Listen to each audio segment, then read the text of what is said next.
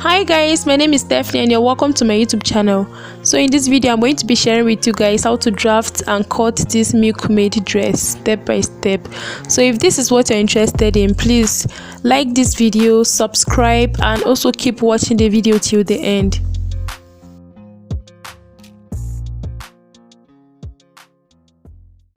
So for this project, these are the materials I'll be making use of. I have my brown paper, my pattern paper which I'll be drafting the measurement on, and I also have 3 yards of this flower fabric which I'll be using in this project, and other materials which I'll be using at the course of this project. Okay, so keep watching. So the first thing I've done is to go ahead and cut this piece of pattern paper which I'll be using to draft the front measurement on. And then I'll go ahead and mark ½ inch down from the upper side to mark as my starting point. So I'll go ahead and rule a straight line with my ruler, just the same way you see me doing in this video. So after doing that, I'm going to be inserting my measurements now. I'm minusing 6 inches from the upper side.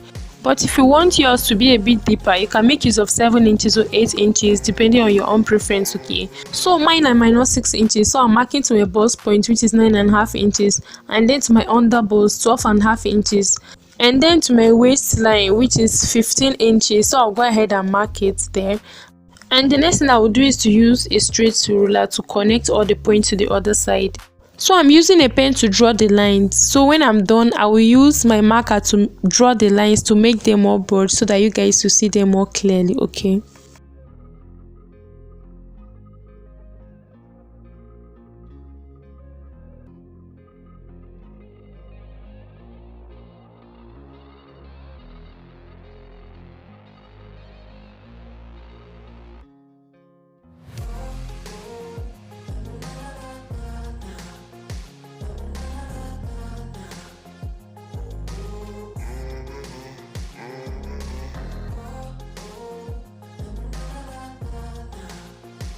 So after drawing all the lines, the next measurement I'm going to be taking is my chest line, which will actually be serving as my armhole line as well. So I minus the 6 inches from the upper side and then mark the 7.5 inches there, and then I'll go ahead and draw a straight line, connect a straight line with my ruler to the other side.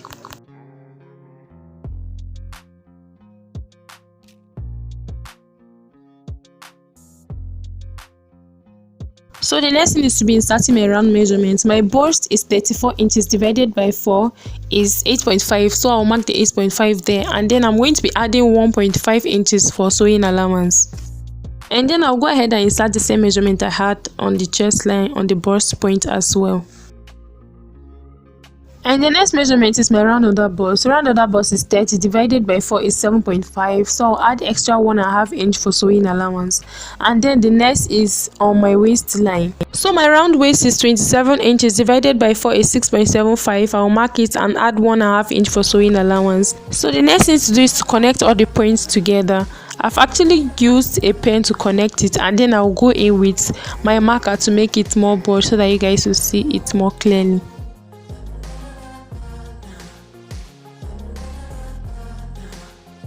So guys, after connecting all the points together, the next thing is to be dividing my shoulder measurement. My shoulder is 15 divided by 2 is 7.5, so I'll be minusing 1.5 from it, and then I'll be making use of 6 inches. So I'll go ahead and insert the 6 inches there, and then I'll go ahead and connect it just the same way you see me doing in this video. I'll start connecting from my original measurement there, and then I'll connect it all the way to the 6 inches. So if you have a curved ruler, you can make use of it and curve the armhole, but if you don't have it, you can also use your free hand and curve the armhole just the same way you see me doing in this video. And the next measurement I'm going to be inserting is my nipple to nipple measurement. My nipple to nipple measurement is 7 inches divided by 2 is 3.5, so I'll go ahead and insert the 3.5 from my under bust line, and I also do the same thing to my bust point line and then my chest line. So when I'm done inserting it, I'll just use my ruler to connect all the points together.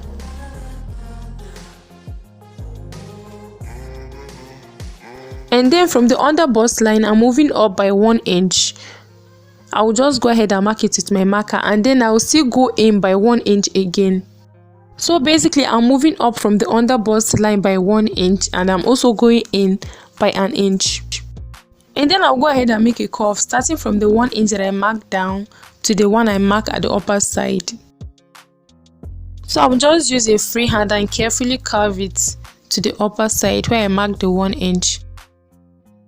And then from this other side as well, I'll do the same thing. I'll make a free hand curve starting from the under bust line. I'll just carefully curve it from there and then take it all the way to the chest line, close to my original measurements, just the same way you see in this video.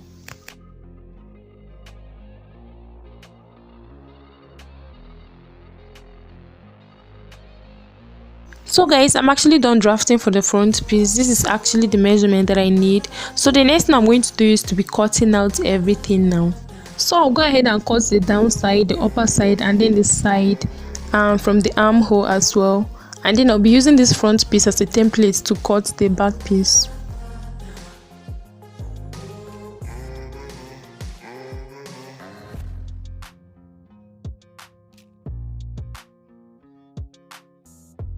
So guys, I'll just go ahead and place this front piece on a separate pattern paper to cut out the back piece. Okay, so the only difference here is the zip allowance I'm going to be leaving from the other side. So I'm going to leave about 1.5 inch zip allowance. Okay, so the rest of the measurement is going to be the same apart from the zip allowance. So I'll go ahead and cut out everything now.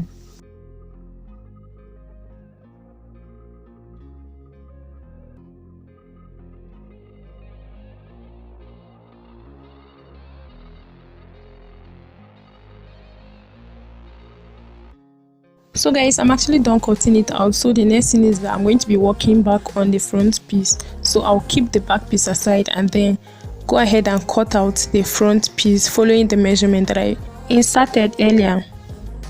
So here I'm going to cut out is starting from the 1 inch that I marked from the upper side all the way down to my under bust and then to this measurement that I marked close to my armhole. So guys, I'm actually done doing that. I'm done separating the two pieces from each other. So I'm going to keep the other one, the other side, and then work on this one. So what I'm going to do is to be marking 1 inch interval each to be able to separate all the pieces after I'm done marking it. Okay, so I'm going to draw a straight line to be connecting from the downside to the upper side so that when I'm cutting, I will not make any mistake. I will cut in a straight line instead. So I'll go ahead and mark the straight line from all the intervals. So guys, this middle line was already here, so it was confusing me a bit. It was the line I marked for my nipple to nipple measurement, so I'm not actually using it. I'm using the one beside it. Okay, so guys, when I was marking the lines, you see that it did not exceed my armhole. Okay, so when you're marking it, just make sure that it doesn't exceed where your armhole is, and then I'll go ahead and separate all the sides. I will separate all the pieces. So when I was actually cutting, I just remembered that I've not numbered them, so I'll go ahead and number them like 1 2 3 4 5 and then 6 because there are 6 pieces. And then I'll continue separating the other pieces. So guys, I'm actually done cutting all the pieces and then I'll be placing them on a separate pattern paper. I'll actually place them following how I numbered them from 1 to 6. Just the same way you see in this video. So I'm actually done, and then the next thing for me to do is to splash them to create spaces between them. Okay, so I don't have any seal tape, but if you have a seal tape, it's advisable you use a seal tape to seal it from the upper side and the downside. But since I don't have, I'm using my safety pin to do that. So I'm actually measuring 2 inches. I'm creating 2 inches gap between the pieces. Okay, so I'll go ahead and hold the pieces with my safety pin, and then I'll continue until I reach to the other side. So guys, the wider the spaces between them actually determine how full it's actually going to be. So if you don't want it to be that full, you can make use of 1 inch interval or 1.5 inch. So I'm actually done measuring and pinning everything down. So the next thing I'm going to do is to be tracing back the measurements on this new pattern paper. So I'll go ahead and use my marker and then trace everything on this new pattern paper.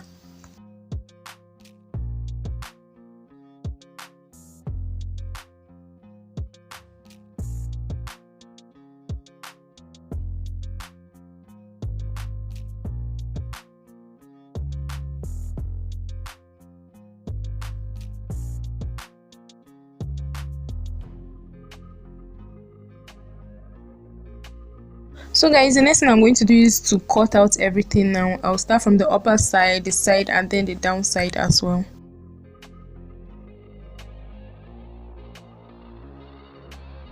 So the next thing I'm going to do is that I'm going to be removing the pins, and then I will take off all the pieces because I no longer need them.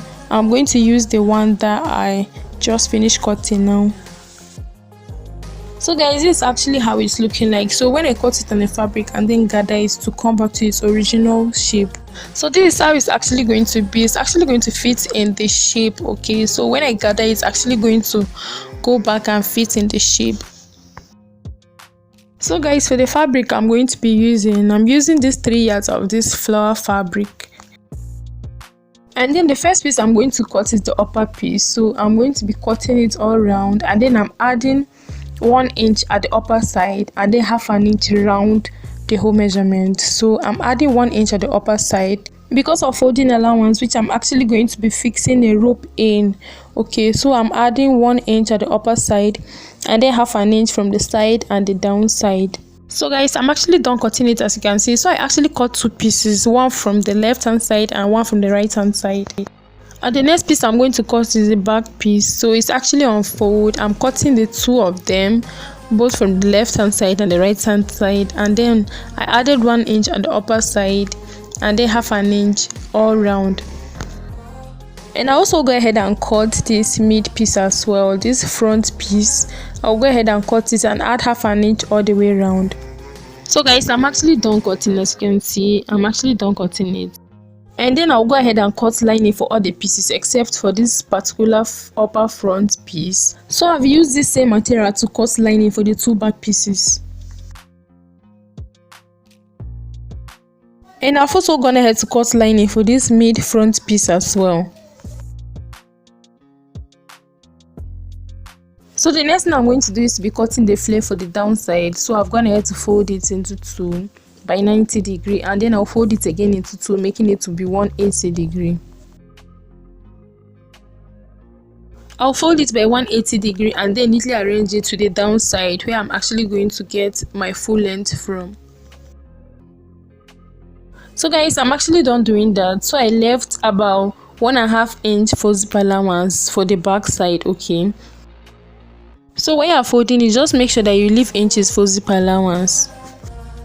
So in order to determine where I'm actually going to cut, I'll divide my waist by 4. My waist is 27. I'll divide it by 4, which is 6.75. So in order to get the 6.75, I just curved my tape in that manner and then I marked. I added a bit because of the slit in front, okay? So I just mark it there and then place my tape at the upper side to exactly where it's actually stopped, and then I'm just marking it all the way around. So I'll just take it all the way around and then mark it. This is because I want to get a flare at the waistline also. So I'll just mark it to get the exact measurement that I actually want. And then the next thing I'm going to do is to be taking the full length now. So before I take the full length, I'll actually be pinning down the material so that when I move it, it will not alter the measurement, okay? So I'll go ahead and use my safety pin and pin it all the way down.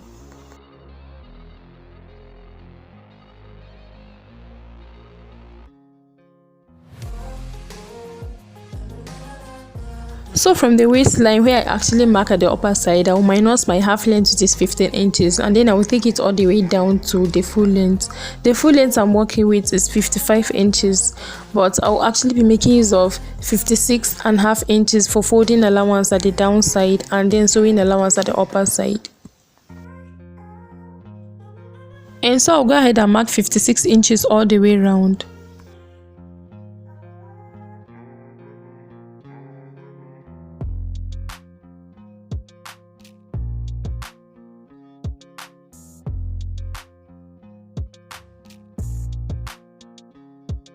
So guys, when I'm actually done, I'll go ahead and cut everything out now.